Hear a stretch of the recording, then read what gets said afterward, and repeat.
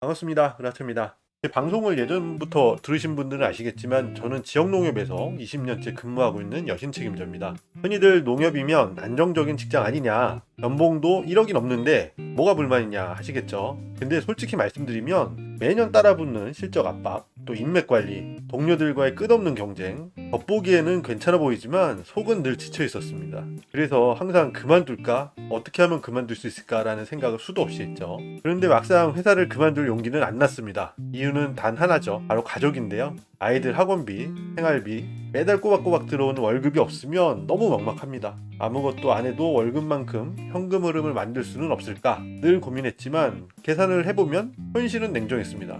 안정적인 배당이나 이자로 월급만큼 받으려면 최소 10억에서 20억은 있어야 하더라고요. 저한테는 너무 먼 얘기였습니다. 그래서 퇴사는 늘 마음속에만 있었죠. 그러던 중에 만약에 퇴직을 하게 된다면 이 퇴직금을 어떻게 활용할까 고민하다가 조금 색다른 방법을 찾게 됐습니다. 이 생각은 쌍둥이 형제인 김 차장이란 별명을 가진 저희 형이 아이디어를 만들어냈는데요. 그 아이디어 덕분에 저희가 지금 포트폴리오를 운영을 하고 있고 제가 이 방송을 찍고 있습니다.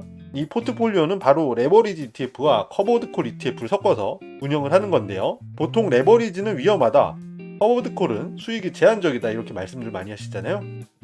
이 두 개를 적절히 조합하면 생각보다 꽤 안정적이면서 매달 월급처럼 현금 흐름을 만들어낼 수 있겠다 싶었습니다. 자, 그러면 이 포트폴리오에서 사용하고 있는 ETF는 총 4개인데요. 하나씩 천천히 말씀드리도록 하겠습니다. 하나는 잽큐입니다. JP모건에서 나스닥 지수를 기반으로 한 커버드콜 ETF인데요. 이거 같은 경우는 커버드콜을 50% 이하로 운영을 하고 ELN이라는 주가 연계 채권이라는 상품을 통해서 분배금을 만들어내고 있습니다. 최근 연간 분배율은 10.62%, 그러니까 약 10% 정도의 분배금을 만들어내고 있고요. 수수료는 0.35%짜리 ETF였어요. 다 좋은데 나스닥 급등 시에 이제 수익률이 제한이 된다라는 단점을 갖고 있습니다. 자, 두 번째로 사용하는 ETF는 DPIQ입니다. DPIQ 같은 경우는 골드만삭스에서 뎁큐를 보고 따라한 ETF인데요. 나스닥 100 지수를 추종을 하는 ETF고요. 25에서 75% 비중의 커버드콜 전략을 사용하고 있습니다. 액티브 ETF라고 불려지고 있고요. 연간 분배율은 9.68%였습니다. 이것도 약 10%가 좀 안 되는 분배율을 보이고 있어요. 수수료는 잽큐보다 약간 좀 낮습니다. 0.29%. 역시 단점으로는 나스닥 급등 시에 수익률 제한이 있고요. ROC가 있습니다. 리턴 오브 캐피탈이라고 해가지고 분배금 지급을 위해서 원금을 까먹을 수도 있습니다. 그 원금을 까먹을 수 있는 비율이 한 50% 정도로 알려져 있어요. 만약에 1,000원이 순자산이다 그러면 500원 정도는 분배금을 위해서 사용할 수도 있다는 얘기입니다. 이 두 ETF가 S&P 500 지수랑 나스닥 100 지수를 수익률만 봤을 때 얼마나 잘 따라갔는지 비교를 한번 해볼게요. 파란색이 V55라고 해서 S&P 500 지수를 그대로 추적하는 ETF고, 요 QQQ는 나스닥 100 지수를 그대로 추적하는 ETF입니다. 요게 이제 QQQ고, 요게 이제 V55인데, GPIQ 같은 경우는 요 색깔이죠. 그다음에 뎁큐는 여기. 수익률로 봤을 때는 V55가 15.63, QQQ가 22.11%인 반면 GPIQ는 8.8%, 뎁큐는 4.22%. 약간 좀 수익률은 많이 못 미친다 이런 걸 볼 수가 있죠. 저 같은 경우는 분배금도 좀 적절하게 받고 싶고 S&P 500 지수 정도는 좀 따라가고 싶은 그런 포트폴리오를 만들고 싶은 욕심이 있었거든요. 안타깝게도 시중에는 그런 ETF가 없었는데 제가 여기서 두 가지 ETF를 섞게 됩니다. 바로 QQQ랑 비토라는 ETF를 섞은 겁니다. QQQ 같은 경우는 많이들 아시겠지만 나스닥 100 지수를 3배에 추종하는 레버리지입니다. 파생상품 선물 수합 같은 걸 이용을 해서 3배 수익률을 끌어내는 거고요. 상승장에서는 초고 수익을 낼 수가 있습니다. 그리고 시장 수익률을 초과를 할 수가 있죠. 다만 하락이나 횡보장일 때는 손실이 굉장히 커질 수가 있습니다. 이런 단점이 있어서 전문가들이 레버리지 ETF는 손대지 마라 이렇게 얘기를 하고 있죠. 마지막으로는 비토입니다. 이 ETF가 포트폴리오의 분배금을 결정짓는 핵심 ETF 중에 하나입니다. 하지만 단점으로는 원금을 깎아먹을 수 있는 ROC가 굉장히 많이 발생하는 ETF이기 때문에 주가 상승률을 어떻게 끌어올릴까 항상 고민이었는데 그걸 레버리지 ETF 해결을 한 거거든요. 비토 같은 경우는 비트코인 선물 계약을 투자를 해서 비트코인 가격 흐름을 추종을 한다는 ETF인데요. 선물 계약의 거래 이익과 이자 소득, 투자 원금 반환으로 분배금을 구성합니다. ROC가 굉장히 많이 발생하는 ETF 중에 하나예요. 최근 분배율은 54.03, 굉장히 높죠.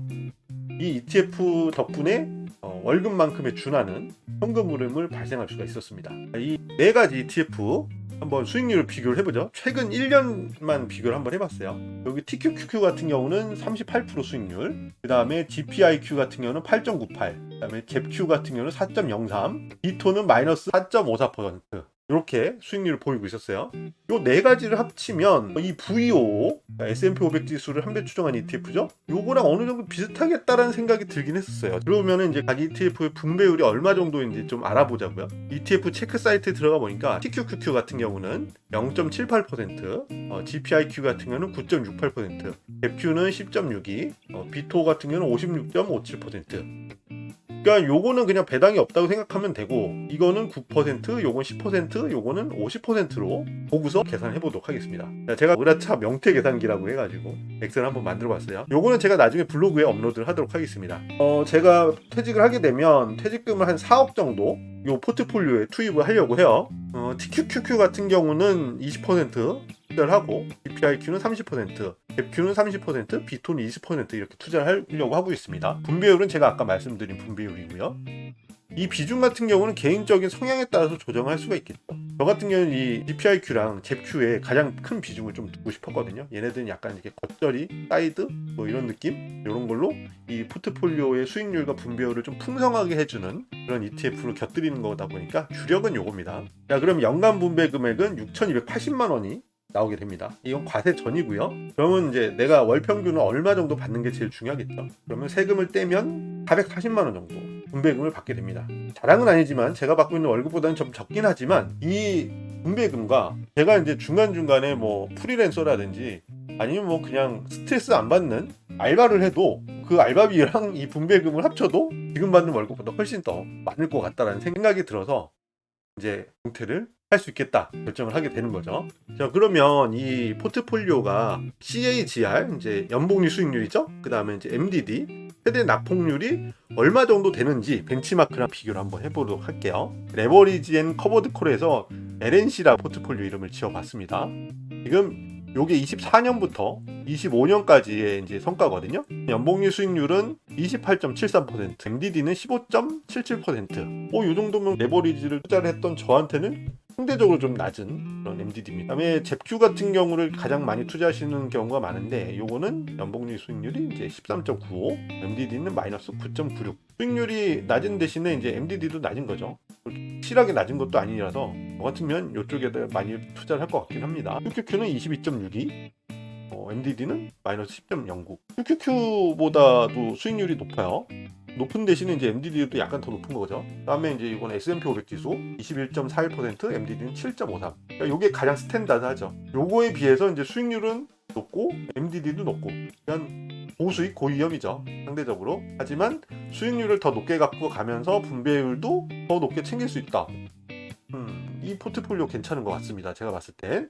조건은 일단 분배금을 재투자를 했을 때의 조건이에요. 자, 만약에 제가 분배금을 사용하게 되면 수익률은 어떻게 될까? 이렇게 한번 계산해봤습니다. 이것도 역시 24년부터 5년도까지 계산해본 건데요. 연복리 수익률은 12.31%, MDD는 마이너스 17.5%입니다. 물론 아까 비교한 QQQ, S&P 500 ETF보다는 수익률은 좀 많이 낮아지죠. 분배금을 사용하니까요.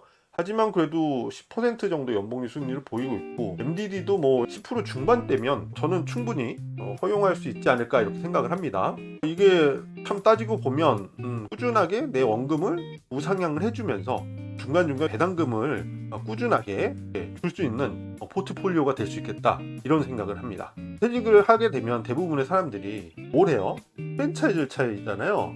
프랜차이즈를 차리면 대부분 이렇게 돈을 버나요? 거의 다 많이들 안 좋은 경우를 당하시잖아요. 장사를 하시는 것보다는 차라리 금융 쪽을 공부를 해서 제가 이렇게 제시한 포트폴리오를 한번 따라 해보시는 것도 나쁘지 않을 것 같습니다. 근데 만약에 레버리지나 커버드콜 ETF 투자를 해보신 경험이 없으시다면 소액으로 한번 경험을 오랜 기간 동안 한번 해보시고, 그 다음에 조금씩 투자금을 늘려서 포트폴리오를 운영하시는 게 현명해 보이죠. 이걸 실제로 돌려보면서 신기했던 게 뭐냐면요, 회사 생활이 조금 덜 힘들어졌습니다. 아, 그래, 언젠가 이걸 기반으로 퇴사를 해도 되겠다, 이런 생각이 버팀목이 되더라고요. 마치 보이지 않는 인생의 안전망이 생긴 기분이었습니다. 물론 이게 만능은 아니에요. 아까 말씀드린 것처럼 레버리지는 큰 손실로 이어질 수 있고, 커버드 콜은 급등장에서 발목을 잡습니다. 비트코인은 말할 것도 없이 롤러코스터죠. 그래서 저는 전 재산을 넣는 게 아니라 퇴직금 일부만 꼭 운영을 해보시고 나서 투자 금액을 늘리시는 걸 추천드립니다. 저처럼 안정적인 직장에 다니면서도 이 길이 맞나 고민하신 분들이 많으실 겁니다. 저도 아직 답을 찾은 건 아닌데요.